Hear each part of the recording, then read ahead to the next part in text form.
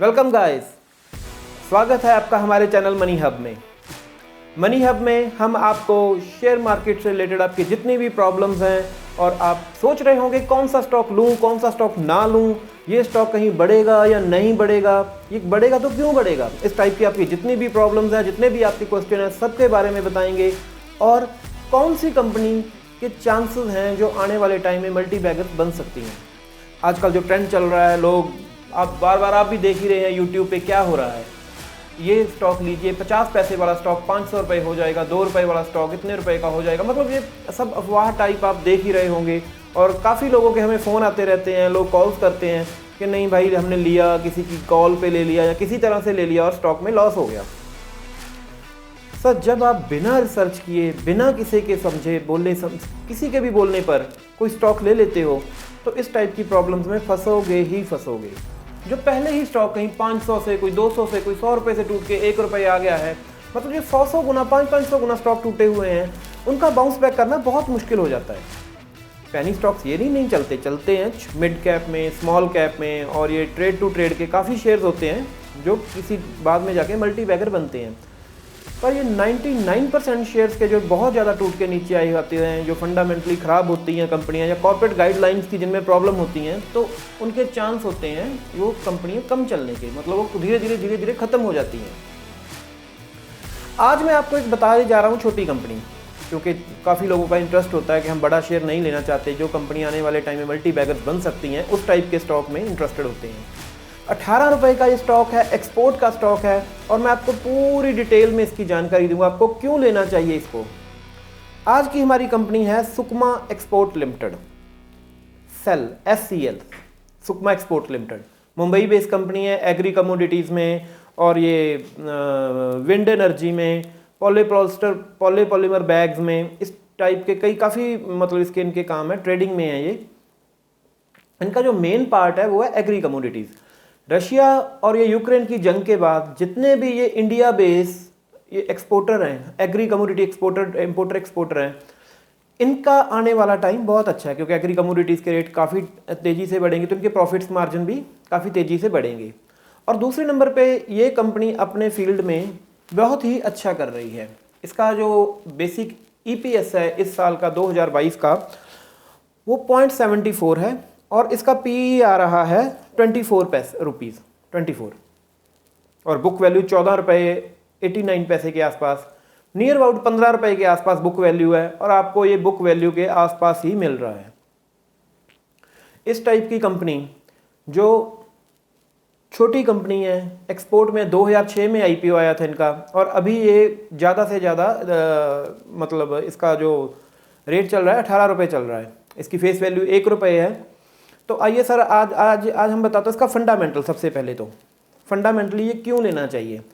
मैंने आपको जैसे बताया ये एग्री कमोडिटी की कंपनी है, ये एग्री कमोडिटी एक्सपोर्ट में है, और इसमें इनमें कॉटन सीड्स, एडिबल ऑयल्स, और ये क्या होते हैं ऑयल सीड्स, कॉटन, इन सब में ये डील करती है। तो ये जंग की वजह से और जो पूरे ग्लोबली ये इनके रेट्स हैं जो वो काफ़ी तेज़ी से बढ़े हैं एग्री कमोडिटीज़ के, और डिमांड में भयंकर वाधा हुआ है, रोबस्ट एक्सपोर्ट में उनके हुआ है, इजाफा हुआ है। सरकार ने बेसिकली गेहूं के वीट में तो बैन भी लगा दिया है। तो ये कंपनी का जो इस टाइम PE है, प्राइस टू अर्निंग, वो 24 है। एक्सपोर्ट की नई कंपनी, छोटी कंपनी, ग्रोइंग कर रही कंपनी का PE अगर आपको 24 या 20 के आसपास मिलता है तो ये बहुत सही है।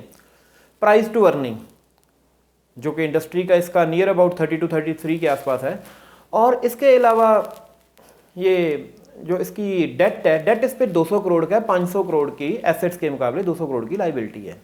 तो बहुत ज़्यादा लाइबिलिटी भी नहीं है, ये कभी भी अपने ऑपरेशन मार्जिन से ही ये कभी भी इस चीज़ से निकल सकते हैं, डेट से।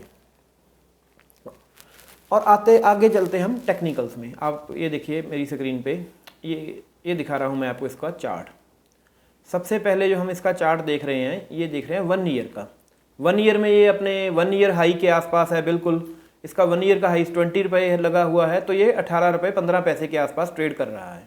ठीक है, तो इसका जो स्टॉप लॉस बनता है टेक्निकली वो 14 से 15 रुपए के बीच बीच ये इन लेवलों में बन रहा है, 14 से 15 के बीच बीच। तो ये लेवल इसे तोड़ने नहीं चाहिए टेक्निकली अभी, ठीक है। और आगे इसके हम जाइए मैक्सिमम चार्ट में जाते हैं तो इसमें देखें इसका जो लाइफ टाइम हाई लगा हुआ है वो 42 रुपये लगा हुआ है।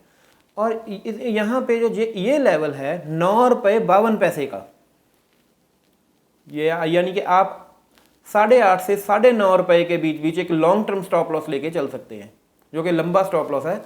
ये लेवल ब्रेक करना बहुत मुश्किल लग रहा है मुझे। और अभी ये देखिए ये सारे लेवल्स पार करके ऊपर निकल भी रहा है। तो इस वजह से आप इसे लॉन्ग टर्म के लिए 4-5 साल के लिए अगर इसे रखते हैं तो इसके मल्टी बैगर बनने के चांसेस काफ़ी हैं। ये टेक्निकली भी साउंड है, फंडामेंटली भी साउंड है, और इसका बिजनेस मॉडल भी आने वाले 4-5 साल में इसे आपके शेयर प्राइस को सपोर्ट करेगा, ठीक है। तो ये छोटी कंपनी है दोस्तों। इस टाइप से मतलब जो भी शेयर आपने खरीदना है, आपका पैसा है, किसी लॉजिक की वजह से लीजिए। ये मत सोचिए कि किसी ने बता दिया, किसी ने ये कह दिया। जो मैंने भी ये आपको जितने भी लॉजिक बताए हैं ये आप खुद भी चेक करें, PE, EPS, टेक्निकल, सब कुछ देख के ये लग रहा है ये कंपनी बड़ी हो सकती है। तो आप स्टॉप लॉस साथ में रखिए, और आप प्लीज़ हमारे चैनल को सब्सक्राइब करें और अपने दोस्तों को भी बताएं। इसमें हम आपको छोटी बड़ी सब तरह की कंपनियों के बारे में बताएंगे और लॉजिक के साथ बताएंगे आपको क्यों लेना है। पैसे खराब नहीं करने हैं, किसी के कहने पे नहीं लेना है, किसी के बोलने पे नहीं लेना है। कोई टेक्निकल बता रहा है तो उसका रीज़न चेक करो।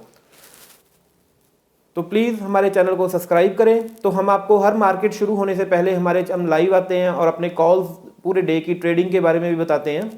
तो मनी हब को सब्सक्राइब कीजिए। धन्यवाद।